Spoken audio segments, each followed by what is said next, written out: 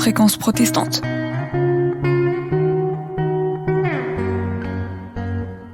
Les temps modernes, les temps modernes.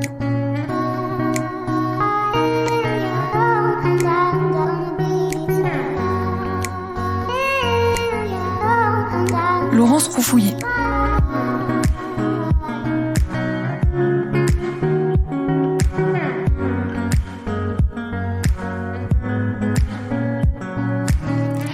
Bonjour à tous, bienvenue dans les temps modernes, une émission qui vous invite une fois par mois à explorer les enjeux du nouveau monde. Alors notre ambition avec les temps modernes est de vous apporter des éclairages d'experts et des approches éthiques sur tous ces sujets qui pourraient broyer l'individu si l'on y prenait garde. La période que nous traversons est particulièrement rude, elle l'est encore plus pour les plus jeunes, en particulier les étudiants. Alors vous avez sans doute comme moi vu ces reportages qui se succèdent sur ces jeunes qui peinent de plus en plus pour s'en sortir, alors que ce soit pour maintenir leur scolarité, beaucoup sont en décrochage scolaire, mais aussi tout simplement pour vivre. À la rentrée 2020, un sondage Ipsos qui a été réalisé pour la FAGE, la Fédération des associations étudiantes, qui avait été fait sur à peu près 1000 jeunes entre 18 et 25 ans, révélait déjà qu'un étudiant sur deux avait rencontré des problèmes techniques pour suivre ses études. Près d'un étudiant sur 10 n'avait eu accès ni à des cours ni même à des examens à distance. Les problèmes scolaires ne sont bien évidemment pas les seuls qu'ils ont rencontrés. Je continue donc dans les éléments qui ont été communiqués par cette étude. 74% des étudiants rencontraient des difficultés financières, en partie, on l'a vu, du fait de la perte de job d'appoint qui leur permettait de financer ou de compléter le financement de leurs études, ce qui a amené 35% d'entre eux à renoncer par exemple à se soigner. 73% déclaraient avoir été affectés au niveau psychologique, affectif ou physique. Alors une proportion, on imagine, qui a dû nettement s'accentuer depuis ces derniers mois. Donc la détresse de nos jeunes, qui sont notre avenir, c'est le sujet dont on va parler aujourd'hui. Cette détresse qui est de plus en plus palpable. Alors la crise sanitaire avec les étudiants dans la tourmente, c'est notre sujet d'aujourd'hui. J'aurai le plaisir de recevoir 3 invités que je vais vous présenter d'ores et déjà succinctement. Alors Sandra Bouscal, que nous aurons dans quelques minutes en ligne, qui est directrice de la Fondation Dauphine, en lien avec l'Université de Paris-Dauphine. Julien Mémon, qui est avec nous dans le studio aujourd'hui, donc président de l'association Linky, qui organise donc des distributions de colis alimentaires pour les étudiants, mais pas que. Et Florence Lagougine, qui est psychologue pour l'association Psy du Cœur et qui leur propose, entre autres, une écoute bienveillante. Alors, je vais commencer avec vous, Sandra Bouscal. Vous êtes un petit peu à distance de nous, mais on va vous entendre. Donc, vous êtes directrice de la Fondation Dauphine. Alors, on pourrait penser que des jeunes qui fréquentent des grandes écoles ou des filières dites d'excellence sont souvent issus de milieux plutôt favorisés et que finalement, ça les protégerait en quelque sorte de la crise, notamment peut-être dans ses aspects économiques. Et en fait, on voit que cet a priori est loin d'être vérifié. À Dauphine, vous avez vu exploser les demandes d'aide d'urgence de vos étudiants et vous avez réagi de manière extrêmement rapide et concrète. Alors, est-ce que vous pouvez nous en parler ? Oui, merci. Bonjour à tous. Déjà, j'aimerais rappeler que Dauphine a une composition tout à fait sociologique tout à fait semblable à la société. On a des étudiants qui viennent de tous les niveaux sociaux, de toutes les origines. Il faut rappeler qu'on a 25% d'élèves boursiers à Dauphine. On a 30% de jeunes qui viennent de régions. Donc, on n'est plus cette université parisienne exclusivement du 16e arrondissement. L'université a beaucoup évolué. Et on est très représentatif de la société. Bien sûr, on aimerait avoir encore plus de diversité. On a des programmes d'ailleurs qui essayent de mettre en œuvre beaucoup d'actions pour faciliter l'accès de notre audience, vous l'avez rappelé, sélective, à des jeunes de tous horizons. Et on a d'ailleurs près de 10% maintenant de nos élèves également en première année de licence qui viennent de quartiers plus populaires et pour lesquels on travaille avec un programme égalité des chances. Donc, vous voyez, la sociologie de Dauphine est très semblable à la société. Et avec cette crise que nous vivons tous, nous avons effectivement eu beaucoup d'étudiants qui ont manifesté des besoins. des besoins d'aide sociale d'urgence. Et l'université s'est mobilisée depuis 1 an en déployant un budget multiplié par 10 depuis par rapport aux aides qu'elle fournit d'habitude. Donc l'augmentation des demandes, ça a été significatif. C'est à peu près dans quelle proportion par rapport aux demandes d'aide que vous aviez habituellement ? Alors, pour vous donner des chiffres très précis, l'université de Paris-Dauphine apporte en général à peu près un budget de 20 000 euros par an d'aide sociale d'urgence. Oui. Et en 2020, depuis le début de la crise, c'est 240 000 euros qui ont été apportés à des étudiants en situation d'urgence. Donc, voilà, plus de multiplié par 10 en termes de budget. Et au niveau de nos étudiants qui en ont bénéficié, ça a été multiplié par 7. On a 220 étudiants à ce jour qui ont bénéficié d'une aide d'urgence, là aussi, sur des questions vraiment de cas très, très, très difficiles. Donc, la Fondation a voulu se mobiliser en plus de cette aide de l'université qui arrivait un petit peu aussi à ses limites en matière de soutien, et c'est là où nous nous sommes mobilisés. Alors concrètement, comment vous avez fait ? Je crois que vous avez créé un fonds de solidarité étudiant que vous avez, pour lequel vous avez fait un speed crowdfunding. Racontez-nous ça. Oui, pour bien parler français. Voilà. Donc on a effectivement une collecte de fonds rapide, on va dire. Voilà, on va le dire en français. Important pour nos auditeurs. Tout à fait. Alors, on a fait appel à une plateforme en ligne qui nous a permis de mobiliser sur une période d'1 mois, parce que c'est un peu la technique aussi pour mobiliser sur une cause d'urgence nos anciens élèves, les diplômés de Dauphine, et aussi les parents d'élèves, parce qu'on a beaucoup de parents d'élèves qui se sont mobilisés dans cet élan de solidarité. Donc, du 15 février au 15 mars, on a lancé une campagne de collecte rapide, et en l'espace de 3 jours, on avait déjà collecté 25 000 euros. Donc, on était vraiment hyper heureux de cette mobilisation de notre communauté dauphinoise. Et donc, à ce jour, donc au 15 mars, en fait, à lundi dernier, on avait collecté 80 000 euros. Aujourd'hui, la plateforme est toujours ouverte. On a 82 000 euros de collectés. Donc, vous voyez vraiment cet enthousiasme qui s'est manifesté de manière très rapide pour aider des étudiants et leur apporter ce complément d'aide et surtout faire en sorte qu'on puisse les sortir de cette précarité qui s'est un peu installée. Donc, c'était vraiment l'objectif de ce fonds. C'était de sortir de la précarité. Et qui n'était pas qu'une précarité économique.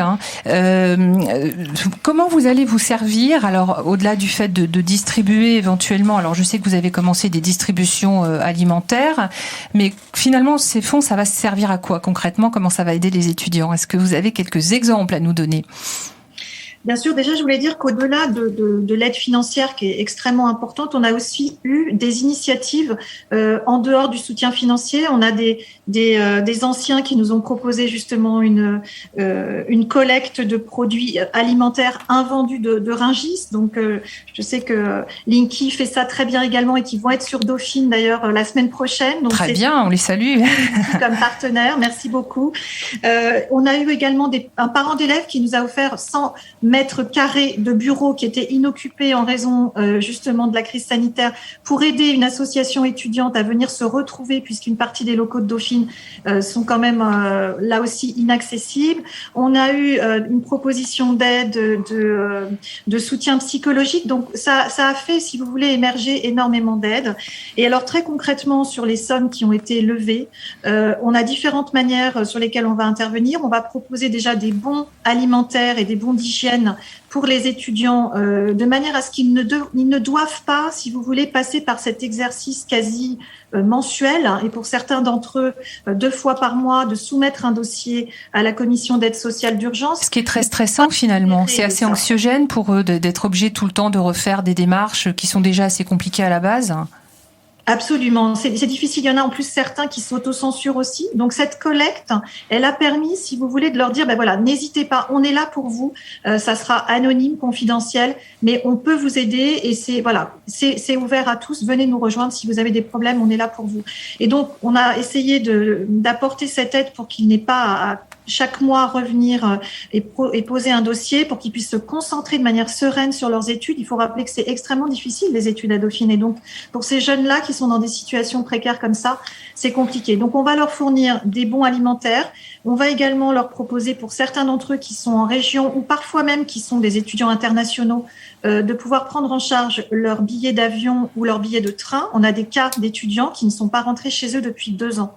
Donc, parce qu'ils ne peuvent pas payer, ils ont perdu leur petit job d'été, les parents, leur petit job quotidien même d'ailleurs, les parents ont perdu des emplois, etc. Donc, on est là pour faire toutes ces démarches-là, tous les aider, les accompagner.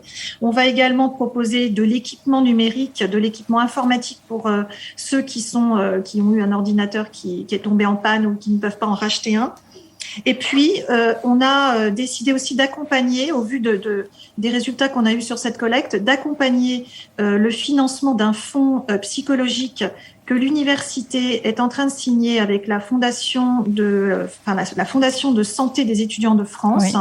Pour construire un partenariat psychologique d'accompagnement personnalisé de nos étudiants par des psychothérapeutes professionnels, de manière à ce qu'on puisse les accompagner également dans ces besoins qu'ils peuvent exprimer. C'est une fondation qui est très réputée sur le soin études. Hein. Si je dis pas de bêtises, je parle sous la responsabilité de Florence aussi, qui doit bien les connaître parce qu'ils sont très très connus pour cette action double de maintenir effectivement les études et tout en apportant une approche thérapeutique.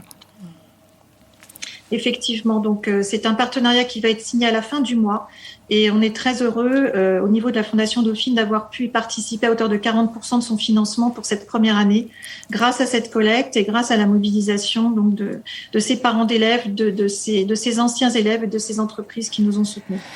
Sandra Bouscal, donc les étudiants qui sont du ressort bien sûr de votre université, donc ne pas hésiter à contacter Alors comment ça se passe ? Quel est le relais sur le terrain chez vous ? Si certains jeunes nous écoutent et qui sont à Dauphine, comment ils doivent faire pour tirer la sonnette d'alarme ? Eh bien, soit ils contactent la commission d'aide sociale d'urgence de l'université qui est accessible au niveau de la vie étudiante, où ils peuvent venir aussi à la Fondation Dauphine. Nous sommes au 4e étage de l'université et chaque semaine, nous avons mis en place des distributions alimentaires. On a 70 étudiants qui se sont inscrits, qui étaient encore là mercredi, donc hier, pour venir aider et distribuer de la nourriture pour ces étudiants. Donc voilà. Parfait. On est à l'écoute. Merci beaucoup pour ce témoignage et pour votre intervention, Sandra. Et puis peut-être à une prochaine fois, en tout cas pour d'autres choses. On va poursuivre, nous, de notre côté, l'émission sur le plateau avec deux personnes qui sont avec nous aujourd'hui. Julien, j'en ai parlé tout à l'heure, donc de l'association Linky. Vous êtes président de cette association. Si je résume, hein, il y a une phrase que j'ai bien aimée, c'est que c'est une solution solidaire au gaspillage alimentaire. Alors, elle est pas de moi, elle est de vous, hein, c'est sur votre site. Donc, l'intention première de votre association, c'est d'un côté, il y a des organismes, on va dire, des restaurants, des magasins qui ont des invendus alimentaires, mais qui peuvent être utilisés. Et de l'autre côté, il y a des personnes qui sont en précarité alimentaire, et vous faites le pont entre les deux, c'est ça ?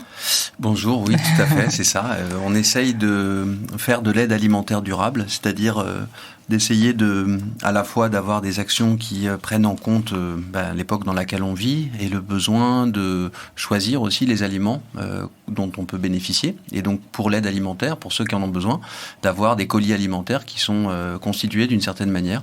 En l'occurrence, on privilégie le bio, l'agriculture vertueuse, on fait des colis alimentaires qui sont équilibrés. Ça ne veut pas dire que tout est bio, il peut y avoir au milieu de ça une boisson, un soda qui peut faire plaisir aussi, parce que dans la nourriture, il y a quelque chose de réconfortant et pas que du bien-être physique, quoi. Il y a du bien-être mental aussi. Enfin voilà, donc il y a tout dans ces colis. Le mode de distribution compte aussi évidemment, et on a beaucoup travaillé là-dessus. Mais l'idée effectivement initiale, c'est de voir que c'est voyant que on jette en France encore 10 millions de tonnes de nourriture en parfait état chaque année, qui part à la poubelle bêtement, et que de l'autre côté il y a plein de gens qui sont en précarité, pas que les étudiants, mais des ménages, des personnes isolées, enfin, beaucoup de gens. D'arriver à trouver une solution solidaire au gaspillage, c'est-à-dire que plutôt que de vendre à bas coût, plutôt que d'en faire du compost, enfin ces solutions-là existent, elles sont très bien, mais nous notre travail c'est de faire de l'aide alimentaire. Nous notre travail c'est d'identifier des publics qui en ont besoin et de faire en sorte de leur donner ce dont ils ont besoin. Vous récupérez au départ auprès de qui ? On récupère auprès des grossistes, des traiteurs, des restaurateurs quand ils étaient ouverts, et on vit une période un peu dramatique et on les soutient, on les salue parce qu'on sait que c'est particulièrement dur pour eux. La restauration collective, des industriels, des exploitants agricoles, Et puis également des supermarchés, mais pas que des supermarchés. D'accord. Donc depuis la rentrée universitaire 2020, là depuis octobre, vous avez plus précisément axé votre action sur les étudiants, justement sur le public des étudiants. Est-ce que vous faites un lien entre le décrochage scolaire justement et la précarité ? Ah oui, tout à fait. Nous, c'est une initiative qu'on a lancée en fait à l'issue du premier confinement. Ça fait quasiment 1 an maintenant. On s'est rendu compte, pendant le premier confinement, on était très présents sur le terrain. On s'est rendu compte qu'il y avait beaucoup de jeunes qui venaient et beaucoup de gens qu'on n'avait jamais vus. Donc plutôt des ménages, des personnes isolées. Donc on s'est dit, tiens... Vous dites ce que disent toutes les associations. Il y a 40% des personnes qui n'avaient jamais franchi la porte d'une association. Absolument. Ce qu'on a appelé les nouveaux précaires. Voilà. J'espère qu'ils ne vont pas le rester longtemps, mais malheureusement, les perspectives sont quand même relativement sombre pour une partie d'entre eux. Peut-être pas pour les étudiants, peut-être que c'est une population qui peut plus facilement retrouver un équilibre, en tout cas pour certains d'entre eux. En tout cas, la précarité étudiante existait avant la crise, mais elle s'est largement amplifiée avec la crise. On a identifié pendant le premier confinement des jeunes dans les distributions. On s'est dit, tiens, il y a un truc, il faut faire quelque chose, et on a monté un programme pour la rentrée universitaire. Donc on l'a lancé effectivement en octobre dernier. Et puis aujourd'hui, c'est devenu un petit peu un point d'actualité sensible.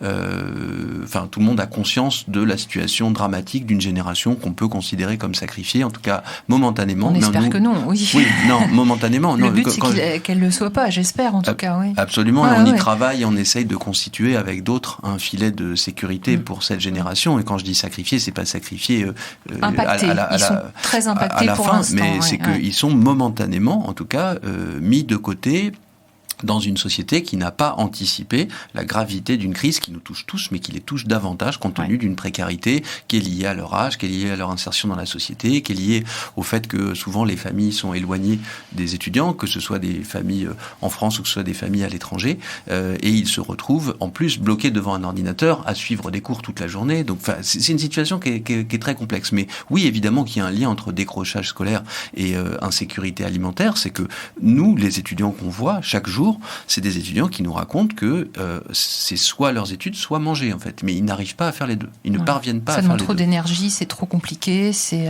psychologiquement trop dur. Je crois qu'il y a une... Enfin, je ne veux pas parler de...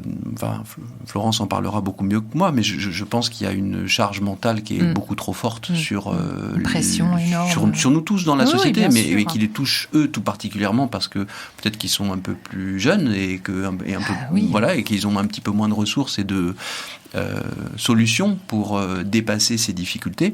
Mais je crois que la situation est extrêmement difficile.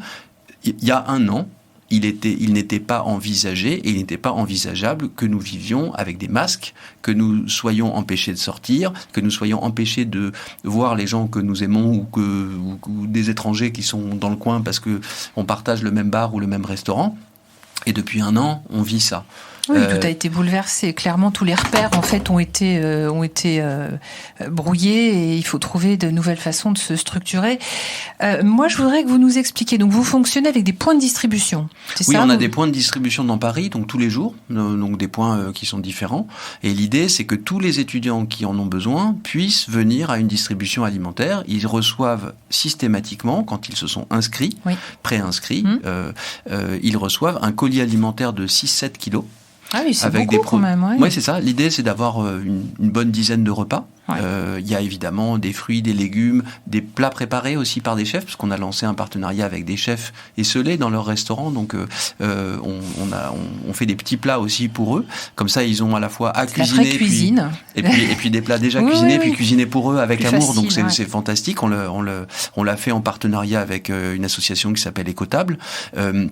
Et puis, on a évidemment, en plus de ça, des laitages, des féculents, je sais pas, du chocolat, des boissons, voilà. Tous, en tout cas, on a un colis alimentaire complet. Il est servi 2 fois par semaine, ce colis alimentaire, au même endroit. Ce qui fait qu'un étudiant qui vient à un endroit récupérer un colis n'a plus à se soucier, c'est un peu ça notre but en quelque sorte, en termes de charge mentale, n'a plus à se soucier de son alimentation. Génial. Un petit colis comme ça de 7 kilos. Tout à l'heure, c'est-à-dire de se libérer aussi de cette espèce de tension à refaire les choses, à refaire les démarches. Une fois qu'on est inscrit, on peut venir régulièrement, c'est ça ? À chaque fois, il faut s'inscrire. À chaque fois, dire je voudrais venir à cette distribution. Mais si vous voulez, l'idée, c'est que 2 fois par semaine sur un endroit, et puis 2 fois par semaine à un autre endroit, et 2 fois par semaine encore à un autre endroit, etc. Mais vous avez tous les 3 jours, ou tous les 4 3-4 jours, vous avez une distribution de colis alimentaires, et c'est les mêmes colis alimentaires qui font 7 kilos. D'accord. Donc, la personne qui vient 2 fois par semaine peut tenir 3-4 jours avec le colis, et donc elle n'a plus à se soucier, in fine, si elle vient 2 fois par semaine, elle n'a plus à se soucier de son alimentation. Elle sait qu'elle aura un peu comme un panier d'AMAP. Oui, c'était un peu ça l'image, et c'était un peu ça l'idée au départ. Ouais. C'était un panier d'AMAP gratuit et choisi, puisque nous, on a identifié des fournisseurs pour que ce soit bio, équilibré, complet. Combien vous avez de points de distribution dans Paris ?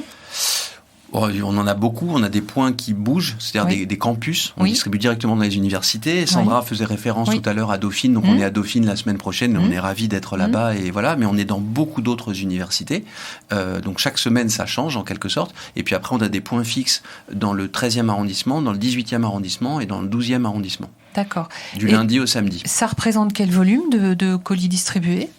Alors, ça représente des volumes qui commencent à devenir assez importants et d'une certaine manière inquiétants, parce que nous, on n'arrive pas à se satisfaire de cette situation. Mais aujourd'hui, ça représente l'équivalent, en équivalent repas, donc pas en nombre de colis, mais en équivalent repas, par mois, ça représente 150 000 repas. Ah oui, c'est considérable. Bah oui, mais c'est beaucoup de logistique derrière, mais ça, vous nous en reparlerez aussi sur les manières aussi de vous aider peut-être, parce que j'ai vu qu'il y avait plein de possibilités aussi d'aider l'association, pas forcément qu'en donnant, mais peut-être de temps en temps mettons aussi la main à la pâte. On en reparlera. Absolument. Florence Lagougine, je me tourne vers vous. Alors, vous travaillez en duo, finalement avec Linky. C'est comme ça que j'ai fait votre connaissance, puisque vous êtes psychosociologue, ça c'est votre métier, mais par ailleurs bénévole, donc dans le cadre de Psy du Cœur. Et déjà, l'objectif de votre association, qui existe, je crois, depuis une douzaine d'années, c'est de rendre accessible le soutien thérapeutique. Alors, j'enfonce des portes ouvertes, mais pourquoi c'est particulièrement important en ce moment ? Voilà. Alors, je précise que je suis psychosociologue et gestalt thérapeute. Oui, je l'avais noté, mais c'est moi qui ai sauté la ligne. C'est de ma faute. Voilà, je suis et gestalt thérapeute, c'est très important parce que ça veut dire effectivement que notre structure a été créée dans cet esprit-là, de rendre accessible le soutien thérapeutique avec des permanences qui sont d'accueil sans condition, mais aussi parce que nous travaillons spécifiquement sur la question de la relation entre la personne et son environnement.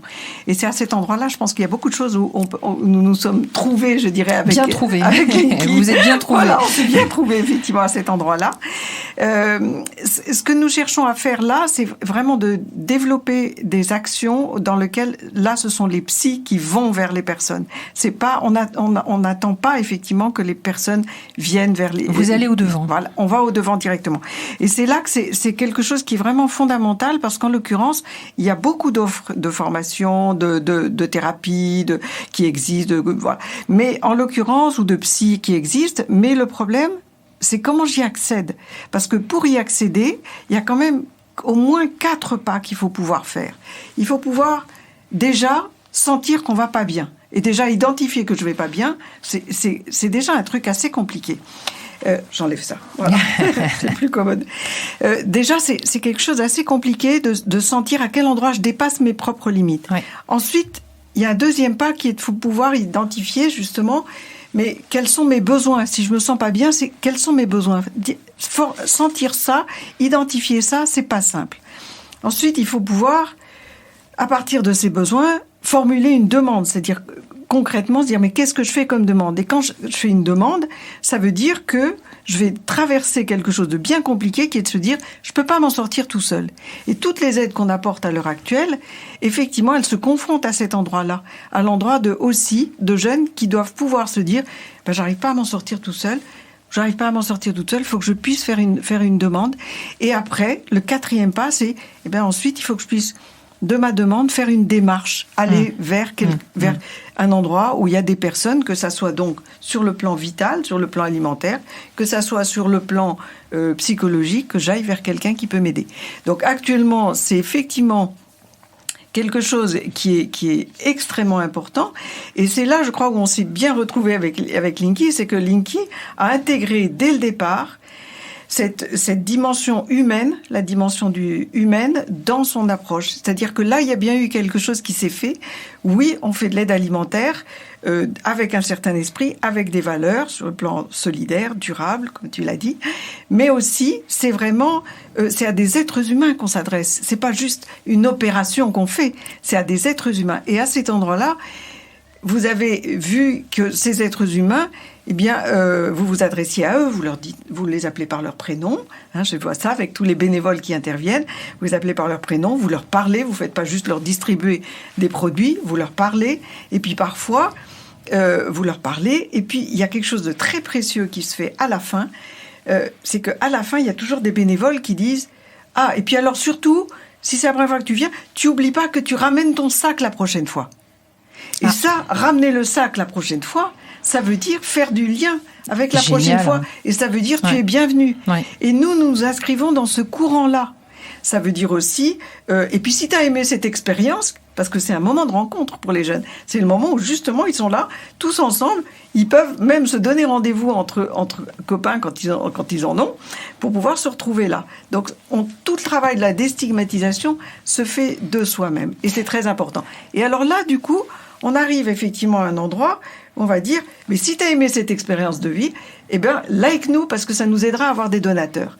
Alors, quand on fait ça, nous nous inscrivons dans ce mouvement-là, parce qu'ensuite, ça veut dire que Julien nous dit aussi, oui, mais on se rend compte qu'il y a des fois des jeunes qui sont là, et puis ça les bouleverse tellement qu'on soit humain avec eux, qu'on leur parle, qu'ils ont les larmes qui montent aux yeux, qu'il y a des angoisses qui montent, parce qu'ils peuvent effectivement peut-être même un peu décompenser. Oui, c'est ça. Et là, à ce moment-là, vous êtes là. Ils nous ont dit, il faut des psys, il faut des professionnels pour être là, il faut qu'on soit là. Et nous sommes là.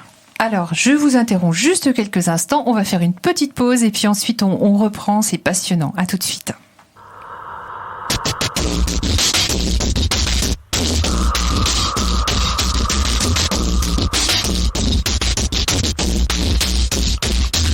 Approche-toi petit, écoute-moi gamin. Je vais te raconter l'histoire de l'être humain. Au début y avait rien, au début c'était bien. La nature avançait, y avait pas de chemin. Puis l'homme a débarqué avec ses gros souliers, des coups de pied dans la gueule pour se faire respecter. Des routes à sens unique qu'il s'est mis à tracer. Les flèches dans la plaine se sont multipliées, et tous les éléments se sont vus maîtrisés. En 2 temps 3 mouvements l'histoire était pliée. C'est pas demain la veille qu'on fera marche arrière. On a même commencé à polluer les déserts. Il faut que tu respires, et ça c'est rien de le dire. Tu vas pas mourir de rire, et c'est pas rien de le dire. D'ici quelques années on aura bouffé la feuille, et tes petits enfants ils n'auront plus qu'un œil. En plein milieu du front ils te demanderont pourquoi toi t'en as 2, tu passeras pour un con. Ils te diront comment t'as pu laisser faire ça. T'auras beau te défendre, leur expliquer tout bas, c'est pas ma faute à moi, c'est la faute aux anciens. Mais y aura plus personne pour te laver les mains. Tu leur raconteras l'époque où tu pouvais manger des fruits dans l'herbe, allongés dans les prés. Y avait des animaux partout dans la forêt. Au début du printemps les oiseaux revenaient. Il faut que tu respires, et ça c'est rien de le dire. Tu vas pas mourir de rire, et c'est pas rien de le dire. Il faut que tu respires, c'est demain que tout empire. Tu vas pas mourir de rire, et c'est pas rien de le dire. Vous nous écoutez toujours donc dans les temps modernes, on est sur l'antenne de Fréquence Protestante. Et puis depuis quelques instants déjà, on parle des étudiants, de nos jeunes dans la précarité et surtout des solutions pour les aider pour que justement ils puissent un peu respirer et reprendre ou continuer et vraiment soutenir leurs études du mieux possible. Je suis aujourd'hui avec 2 grands témoins, donc Julien Mémon de l'association Linky et Florence Lagougine de l'association Psy du Cœur. Et justement, Florence, alors vous êtes passionnée par ce que vous faites.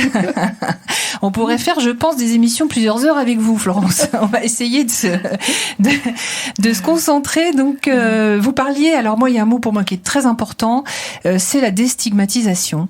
Justement, la difficulté que peuvent avoir les jeunes comme d'autres à aller vers ces associations, de reconnaître qu'on est en difficulté. Vous disiez la première étape dans ces 4 pas face et sentir que je ne vais pas bien. J'ai des besoins, j'ai une demande, il faut que j'arrive à la formuler et ça demande du courage.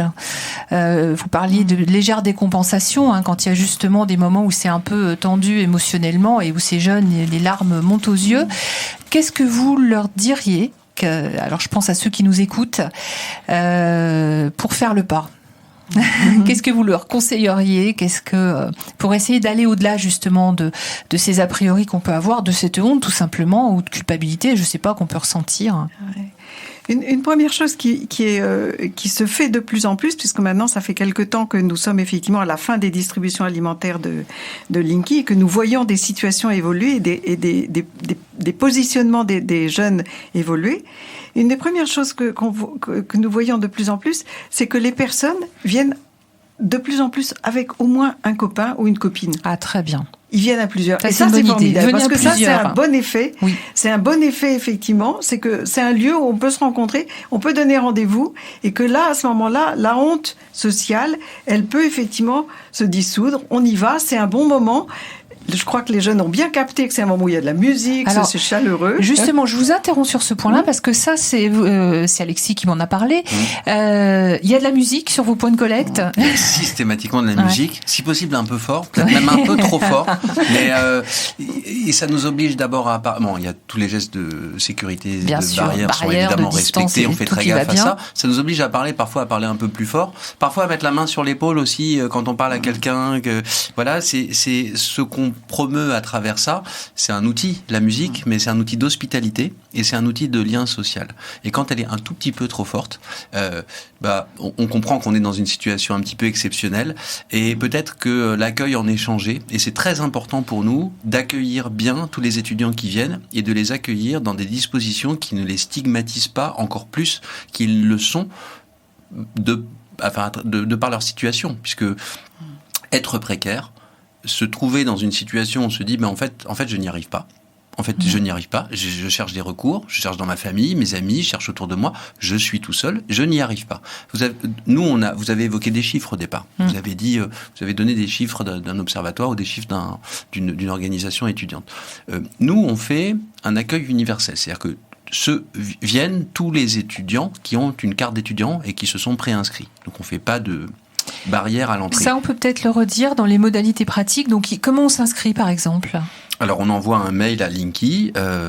Donc, sur votre site internet. Sur notre site internet, sur les réseaux sociaux. Linky.co. Linkee.co. Voilà. Donc, ça, c'est le site internet. Et puis, il y a les adresses de distribution qui sont sur les réseaux sociaux. Donc, on trouve, si on veut s'inscrire dans le 12e, c'est étudiant12@linky.co. Dans le 13e, étudiant13@linky.co, etc. Et il y a toujours une réponse. Donc, on s'inscrit comme ça. Donc, c'est une inscription. C'est ce qu'on appelle un accueil inconditionnel ou un accueil universel. C'est ce qu'on a choisi au départ. On l'a conçu comme ça, cette distribution, ces distributions. Mais la contrepartie... Est-ce que c'est anonyme pour le coup ? Oui, bien sûr. Bien sûr, c'est anonyme. Vous envoyez un mail pour vous inscrire. Donc vous avez quand même votre... on vous demande pas... il faut votre carte d'étudiant. Il faut prouver qu'on est étudiant. La carte d'étudiant. Et on vérifie les cartes d'étudiant à l'entrée et que c'est conforme à la liste qu'on a reçue. Nous, ça nous permet de savoir si on a 500 inscrits, d'avoir 500 colis ou 550 colis, parce qu'on organise les choses pour qu'il y ait un petit peu de marge et qu'il n'y ait jamais personne qui reparte sans un colis. Mais on mène aussi, parallèlement à ça, c'est un peu la sortie en quelque sorte, une étude sociologique sur tous les bénéficiaires. C'est-à-dire qu'on leur a envoyé un questionnaire, qui est anonyme pour le coup, qui nous permet de savoir, de connaître les ressorts de la précarité. Alors, je peux pas vous dévoiler tous les résultats parce qu'on est en train de les analyser, mais je peux vous dire que il y a plus de 60% des étudiants qui viennent sur toutes nos distributions, donc c'est plusieurs milliers de questionnaires, c'est plutôt 3000 personnes. Plus de 60% des étudiants qui viennent à nos distributions qui n'avaient jamais eu recours à l'aide alimentaire. Il y a plus de 75% des étudiants qui viennent à nos distributions qui ont changé la variété et surtout la quantité de leur alimentation du fait de la crise économique et sanitaire qu'on traverse. Donc il y a des signes objectifs de très forte précarité dans la population étudiante. Et je dis étudiant, c'est aussi évidemment les apprentis qui sont touchés. Bien sûr. Donc, on s'inscrit préalablement, on vient sur un point de distribution. Oui, à quel moment le relais il va se faire entre guillemets avec Psy du Cœur ? C'est un peu dans la. C'est un relais permanent, c'est-à-dire que c'est pas l'un qui passe à l'autre Non, ou l'autre j'entends qui bien. passe à l'un, mais on travaille ensemble. Nous, notre travail, c'est d'organiser dans un lieu particulier. En l'occurrence, souvent, c'est des lieux qui avaient une autre destination. Un bar associatif comme Espace dans le 13e, c'est un bar qui a fermé du fait du confinement et qu'on utilise comme un lieu de distribution et de stockage pendant la durée, le temps que durera ce confinement. Il paraît qu'il y a des annonces qui vont être faites aujourd'hui. Pas forcément heureuses. Voilà. Pour ceux qui souhaitent être déconfinés, voilà, retrouver cette liberté. On a conçu dès le départ ces distributions alimentaires en se disant la précarité étudiante. En fait, c'est pas une précarité, il y a des précarités. Et comme il y a d'autres précarités, une précarité n'arrive jamais seule, c'est comme les malheurs. Je veux pas dramatiser la situation, mais je pense qu'avec la précarité alimentaire, il y a toujours une précarité, car on observe très souvent, une précarité de logement, une précarité administrative, une précarité possiblement en santé mentale, possiblement en hygiène. Et donc il faut traiter ces différents aspects de précarité. Et nous, Linky, on fait de l'aide alimentaire, mais on peut pas tout faire. Donc, on va s'associer avec d'autres associations qui sont connues et reconnues, qui sont solides, et on va créer ce dispositif avec elles. Et c'est la raison pour laquelle les Psys du Cœur étaient au tout début, au moment où on a créé le dispositif. Et on l'a créé avec eux, comme on l'a créé avec une association qui travaille sur les problématiques de logement, une association qui travaille sur les questions de précarité menstruelle pour les jeunes filles. Et donc, on distribue des kits d'hygiène. Voilà. Alors, comment le relais se fait ? Mais le relais se fait en permanence et le fait de travailler ensemble depuis maintenant plusieurs mois fait qu'on se connaît, qu'on se reconnaît et que parfois, vous savez, nous, on a des étudiants qui viennent et au cours de la distribution, un bénévole qui est lui-même souvent un étudiant. J'allais vous poser la question, oui. Les bénévoles, c'est dans l'immense majorité des étudiants. Ce sont des étudiants. Et des étudiants bénéficiaires. C'est-à-dire des étudiants qui viennent ici pour faire la distribution et qui, à la fin, repartent aussi avec un colis. Ça, pour nous, c'est extrêmement important parce que ça abolit les frontières entre celui qui donne et celui qui reçoit. Et ça crée une mixité et une communauté, en quelque sorte, qui est extrêmement positive sur le plan humain et qui crée une ambiance qui, je crois, est tout à fait unique. Des ambiances de distribution qui sont tout à fait uniques. Elles sont pas seulement festives. Elles sont bienveillantes, elles sont très profondément humaines et je sais pas exactement ce qui s'est passé, mais je sais que c'est réussi, voilà. Et que ça ne tient pas qu'à nous, c'est tous ceux qui sont là et voilà. Et le relais avec les Psys du Cœur, il se fait en quelque sorte de façon assez naturelle, mais ils sont sur un point de la distribution, donc dans le lieu à l'intérieur, si vous voulez, et les étudiants passent devant eux et peuvent s'arrêter et à ce moment-là et engager, ne serait-ce qu'engager la conversation. Exactement. J'imagine ça peut commencer aussi simplement. Alors, que ça. Je souligne une chose importante là, c'est qu'effectivement les bénévoles de Linky sont des étudiants, c'est-à-dire que c'est une très bonne façon de les remettre en position d'être acteurs de quelque chose, de contribuer, de pas seulement effectivement recevoir, mais de contribuer. Alors nous sommes effectivement, nous sommes tout à fait à le même endroit, je dirais, qu'avec Linky, c'est-à-dire que nous travaillons jamais tout seuls. Nous travaillons toujours. Nous nous considérons effectivement comme des acteurs de la santé psychosociale, je préfère dire ça plutôt que santé mentale, qui pour moi est un peu trop là-haut, et puis relève plus de la psychiatrie. Nous sommes des acteurs de la santé psychosociale, et à cet endroit-là, effectivement, nous travaillons toujours avec et parmi et avec les autres acteurs. C'est pour ça qu'on s'est bien trouvés, effectivement, parce qu'on travaille ensemble. Je prends un tout petit exemple. Oui. Je vois une personne, une jeune femme qui est extrêmement angoissée, tétanisée. Je regarde un petit peu ce qui se passe, voilà. Et puis, chemin faisant, je vois qu'elle a un problème de logement majeur, que d'ici 15 jours, elle se rend compte qu'elle va être dehors. Et je me rends compte que dans cette façon corporelle d'être tétanisée, je vois qu'elle ne peut... Il n'y a rien qui peut se passer. Bon. Alors, simplement, je continue à échanger avec elle, dehors, là, sur le trottoir, juste en sortant, et je me mets juste à marcher avec elle. Je l'invite à marcher avec moi, juste pour la remettre corporellement en mouvement. Et puis, à ce moment-là, au fil de l'eau, en l'espace de 10 minutes, un quart d'heure à peine d'échange, commence à venir... Ah oui, tiens, peut-être on pourrait explorer telle ou telle possibilité. Ça se délie. Et là, à ce moment-là, effectivement, il y a quelque chose qui se délie, et elle repart avec ça, la possibilité que peut-être, voilà. Et puis, entre-temps, il y a d'autres partenaires qui sont Linky, puis il y a Espace, par exemple, qui accueille, qui est le lieu d'accueil dans le 13e, qui est très attentif aux demandes et aux besoins qu'il peut y avoir, qui mobilise des associations comme La Clé. Et le jeudi suivant, il y a un organisme qui est là, qui s'appelle La Clé, et qui aide sur le plan du logement. La jeune femme revient, on la voit, Et puis, elle me dit, j'ai pas résolu mon problème, mais j'ai fait des démarches, ça va beaucoup mieux. Très bien. Déjà, première étape. Et puis ensuite, il y a la clé qui est là et qui aide à trouver effectivement et le logement, puis après les questions de montage financier, etc.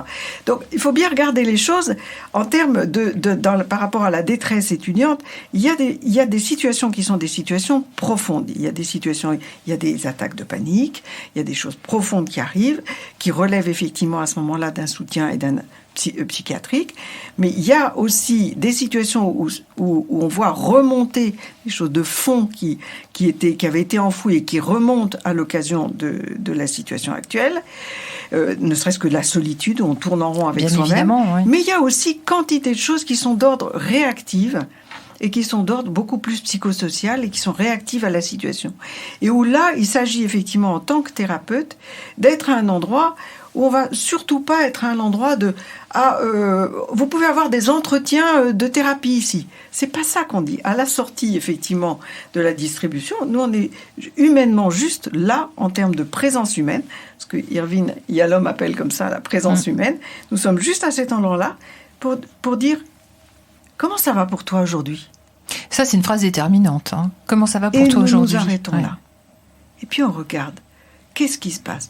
D'être juste en présence avec la personne dans la situation où elle est. Elle vient de vivre cette distribution-là.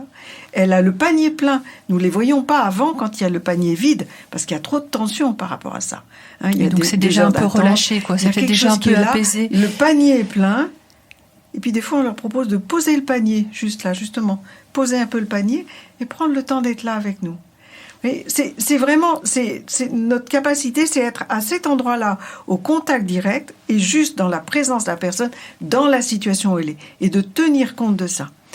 Alors, ça suppose un grand professionnalisme. Oui. Quand on a préparé cette émission, vous m'avez dit l'importance de faire de la prévention à l'égard de ce que vous appelez des prédateurs, c'est-à-dire des gens qui tournent autour de ces jeunes qui sont en situation de vulnérabilité. Justement, quel est le problème, quel est le risque, j'ai envie de dire, qui pourrait se présenter à ce moment-là? La précarité et les vulnérabilités que ça engendre, on l'a vu ensemble, chacun pour notre part, peuvent engendrer effectivement des tas de bonne volonté qui sont très bienvenues, qui paraissent très bienvenues, mais qui certaines n'ont aucun cadre, qui peuvent développer de la dépendance, qui peuvent développer effectivement des actions de prédation comme de la prostitution. Clairement, clairement. Oui. Quand on a besoin de ressources et qu'on n'a plus rien du tout, on fait ce qu'on peut. Et pour nous, il ne s'agit pas du tout de juger quoi que ce soit, mais de pouvoir être à un endroit où dire il y a d'autres alternatives peut-être. Mais dans ces alternatives, ça veut dire que celles que nous proposons en termes de soutien psy est absolument encadré sur le plan déontologique, sur le plan professionnel, c'est-à-dire que nous sommes formés à ces pratiques, que nous ne recevons jamais dans nos cabinets les personnes que nous accueillons là. Oui, ça c'est une question éthique, après c'est encore... voilà. C'est une question éthique, que nous soutenons les personnes effectivement en équipe, c'est-à-dire que c'est effectivement... À un moment donné, ce seront certains bénévoles qui seront là, à d'autres moments, ce seront d'autres, mais les liens se font et c'est en équipe que nous allons soutenir.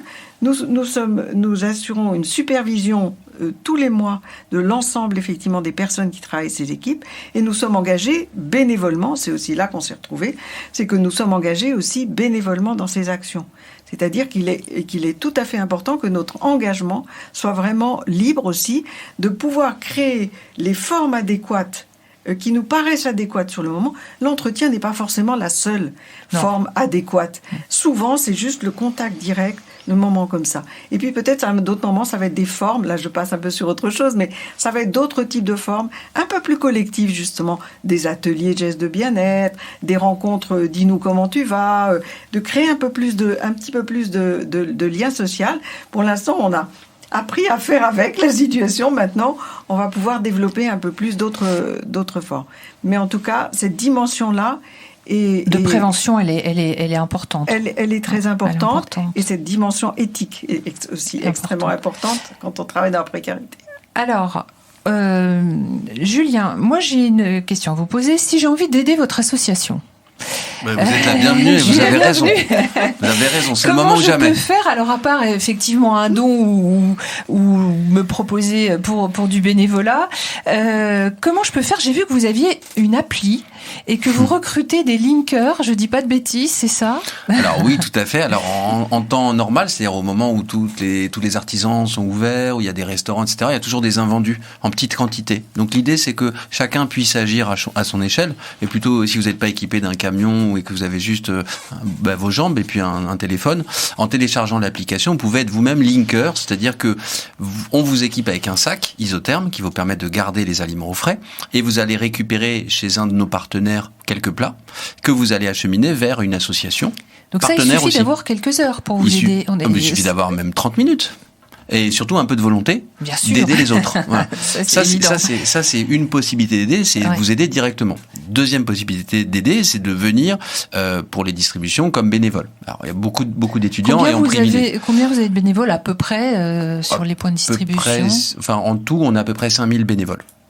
Ah oui. Oui, donc il y en a beaucoup, oui. Mais on n'est jamais trop nombreux parce qu'on est nombreux en ce moment et il y a beaucoup de gens qui sont disponibles maintenant et beaucoup qui ne seront pas disponibles quand le pays aura changé. J'imagine que 500 colis de 5 à 7 kilos, ça fait un peu de manutention aussi. Sur une distribution comme celle qui va avoir lieu, qui commence là maintenant, c'est le moment où on fait le briefing des bénévoles là tout de suite, là, à 17h. Il y a 25 bénévoles sur la distribution de demain, sur un autre lieu qui est plus grand, qui est Grande Contrôle, où il y a encore plus de monde. On a une 50aine de bénévoles. Donc vous voyez, ça donne des missions aussi à plein de gens qui ont envie d'aider et de jeunes qui ont envie d'aider. Donc c'est une manière d'aider.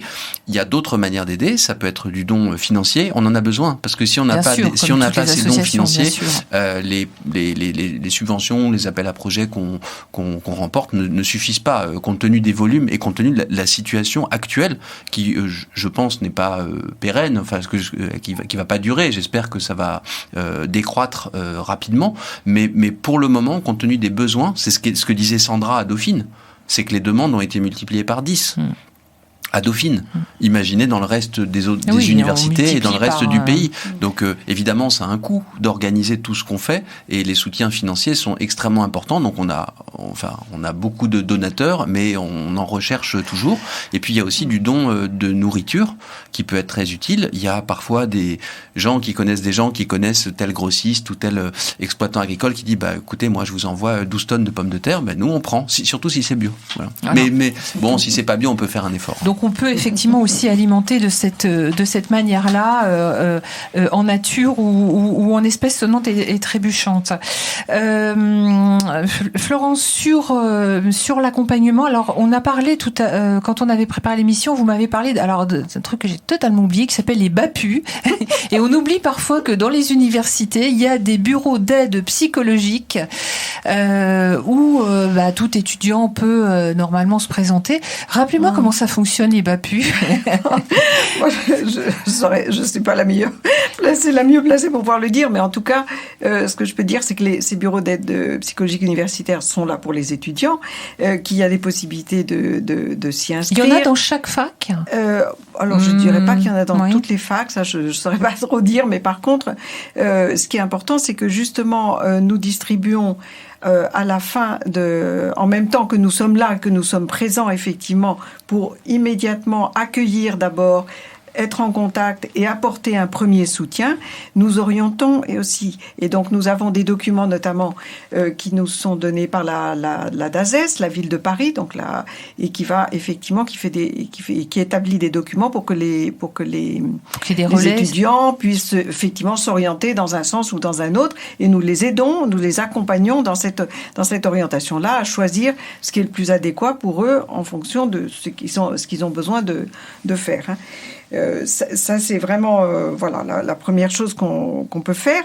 Maintenant, il y a aussi effectivement une autre chose qui va être importante, c'est la présence, c'est la permanence de notre présence. Le fait qu'on soit régulièrement là, c'est aussi quelque chose qui est très important. C'est comme un point de repère. Et on voit bien que pour bien des personnes, elles savent que aujourd'hui, c'est peut-être pas encore le moment. Elles sont peut-être pas prêtes non plus à faire un temps de soutien thérapeutique.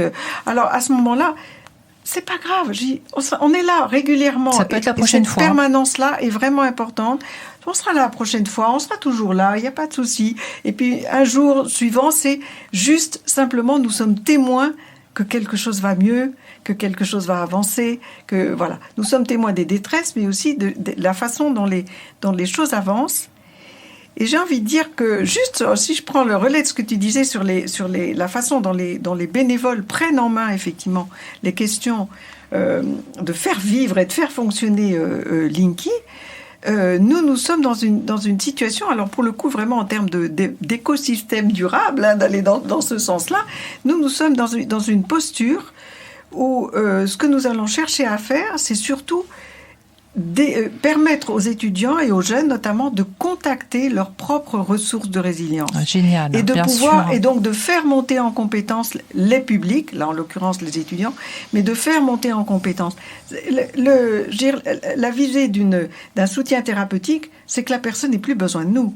C'est qu'elle puisse effectivement être à l'endroit de ses propres ressources et qu'elle puisse avancer avec ça, s'appuyer dessus et puis continuer son chemin. Voilà, nous sommes juste, les personnes sont de passage, mais nous aussi nous sommes de passage dans leur vie. Alors, je vais peut-être redonner quelques pistes en sachant que vous retrouverez ces coordonnées, y compris les coordonnées des associations qui sont avec nous aujourd'hui sur la page Facebook de l'émission, donc Les Temps Modernes. Alors, il y a un certain nombre de ressources, justement, de lieux d'orientation sur le site étudiant@gouv.fr et notamment, j'en cite deux. Alors, un qui est assez connu, qui existe depuis longtemps, qui est le Fil Santé Jeune.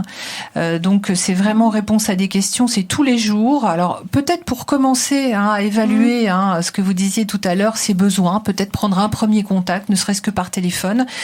Donc le Fil Santé Jeune, c'est tous les jours de 9h à 23h. Je redonne le numéro, c'est le 0800 235 236. C'est bien évidemment anonyme et gratuit. Ils ont également, si vous allez sur le site étudiant@gouv.fr, un chat.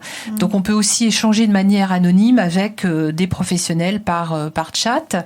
Et un autre service d'écoute qui s'appelle Nightline.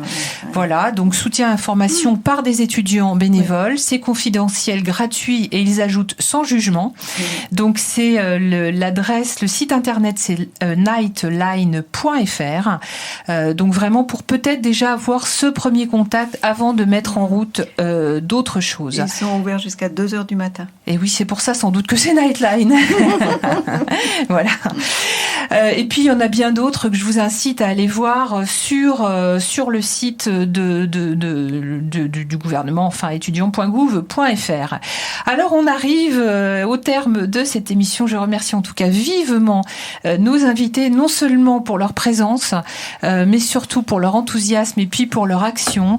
On se dit toujours que ça va être, on espère, pour le moins longtemps possible, mais en tout cas c'est important, c'est de tenir sur la durée, de dire aux jeunes que il faut pas baisser les bras. Je crois qu'on va siffler les prolongations ce soir. Si j'ai bien compris.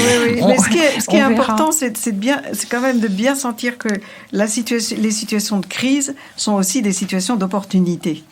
C'est d'ailleurs dans le langage chinois, c'est le même mot, signifie crise et opportunité. C'est-à-dire qu'on est vraiment là aussi à des endroits où il y a des pépites qui sont en train d'émerger, des innovations, des créations, d'autres façons d'être ensemble, d'autres façons de vivre ensemble et des liens de solidarité exceptionnels qui sont en train de se développer. Ça, c'est vraiment précieux. Moi, j'avais travaillé avec un psychiatre qui disait la crise, c'est un temps pour apprendre. Voilà, donc j'espère qu'on apprendra un certain nombre de choses. Alors, je l'ai dit tout à l'heure, vous retrouverez donc toutes les infos, alors les portraits, les liens des associations dont on a parlé aujourd'hui, donc sur notre page Facebook, mais aussi de nos invités. Vous l'avez compris, notre émission était enregistrée à un moment un peu crucial. Donc voilà, c'est pour ça qu'on y a fait quelques fois référence. Je remercie Arnaud et Basile qui étaient à la technique. Notre prochaine émission, ce sera le mardi 27 avril, alors peut-être encore avec d'autres aventures d'ici là, sur un sujet tout à fait différent puisqu'on essaye assez régulièrement de parler du monde du travail, donc on parlera de la RSE, la responsabilité sociale des entreprises. Alors d'ici là, n'hésitez pas à faire réécouter cette émission aux jeunes que vous connaissez, aux étudiants qui en ont besoin, puisqu'elle est disponible en podcast sur le site de la radio fréquenceprotestante.com. Et puis merci encore à nos invités pour leur participation et surtout bonne soirée sur notre antenne.